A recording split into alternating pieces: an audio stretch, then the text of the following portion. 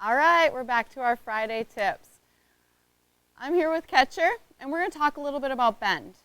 When I talk about bend, everybody thinks it's pulling that inside rein in. Like imagine this is the horse. My whip here is the horse. I can make the bend happen if I pull. If I pull on that inside, yeah, I have a right bend now. But I want you guys to start to think of there's another way to get a bend, is to lengthen that outside.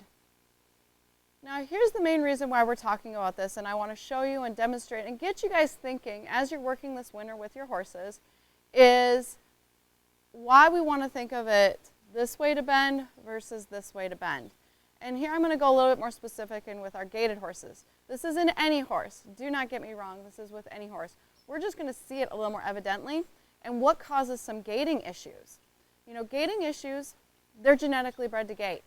But balance and engagement are a huge factor in allowing the horse to gait. So I want you to start to think of, you know, how am I blocking my horse from gaiting?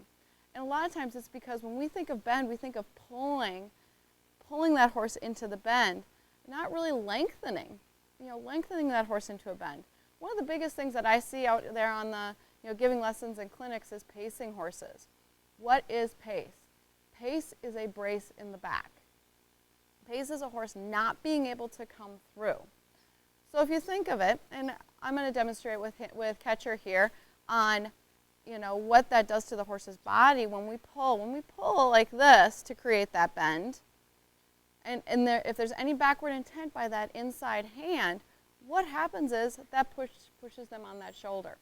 So if I'm going to the right, if I pull on that right rein to get that bend, automatically that's going to put them on that right shoulder. Now if they're on that right shoulder, they can't engage that right hind leg. They're not going to come through that top line. So I really want you guys to start thinking of, in any of your exercises, any of your movements, how do I get that horse to lengthen? What that also does is create relaxation.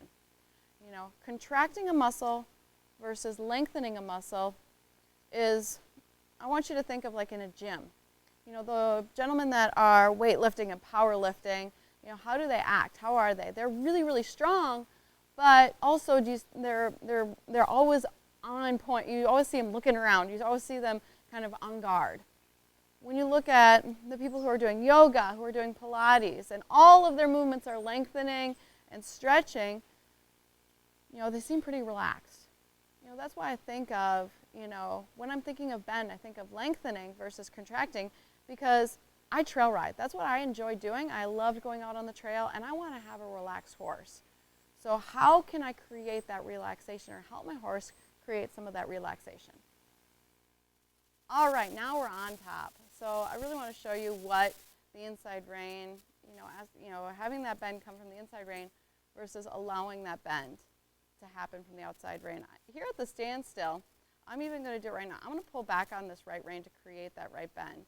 Now, from that point of view, can you guys see how he put that weight on that right shoulder? Now, he's in a right bend, but all of his weight is on that right side. He pulled me over that way versus keeping my hands forward and turning and allowing with that outside rein, and you'll see it better when I'm riding, is he puts that weight over here, and now he can lengthen that outside, and he creates the bend by lengthening versus contracting. So I'm going to walk off, and I want you guys to watch. I'm going to do it both ways. I'm going to contract, and I'm going to lengthen, and I'm going to use the whip almost to help you see what that outside rein is doing. So I'm going to walk off to the left. So I'm first going to I'm going to pull back on my left rein to ask him to bend to the left. So if my hand goes back, and I'm not even going to go back that far, I'm going to go back on this left hand. He's leaning on that left hand, and now his weight is on this left shoulder. So I want you to think of this. What is one of the most common things that people say when they're going, especially around a corner, is he's dropping his shoulder. Well, if I pull back, he's pushing more and more and more on the subject. Now, is he actually in a bend? We're going to the left, but you notice his shoulders are actually headed out. So we're turning to the left, but his shoulders are actually going to the right. Now I want you to watch. Now, instead of pulling back on the left rein, I'm going to think forward with the right rein. My intent is all with my whip. Now, Do you see the difference in that turn? One, it's sharper, but two, the rhythm is. Now look at that left hind leg. I'm going to show you. I'm going to keep going this way, and then I'm going to pull back on that left rein. I'm going to come a little bit away from camera so you can see a little bit more on that left leg, hind leg. As I lengthen, I want you guys to watch that left hind leg reach under, and look at the shoulders. Look at how the shoulders are starting to turn as we're going to the left. Now watch. I'm going to come straight at camera, and I'm only going to come back a little bit with my left hand. I'm going to come back just this little bit with my left hand and ask him to come to the left. Now do you see where his head starts to point? Do you notice his head is actually going that way? We're still turning to the left, but now his head and his shoulders are leaving the circle, and his weight is going on the left shoulder. Now watch. I'm going to lengthen. I'm going to lengthen the right, and there he comes around. Now look at the shape of his body. Do you see his head? Whenever there's backward intent on that inside hand, their weight is going to go to that shoulder. It happens with you. I've done this at clinics where I've had people hold a rope, and I've pulled back.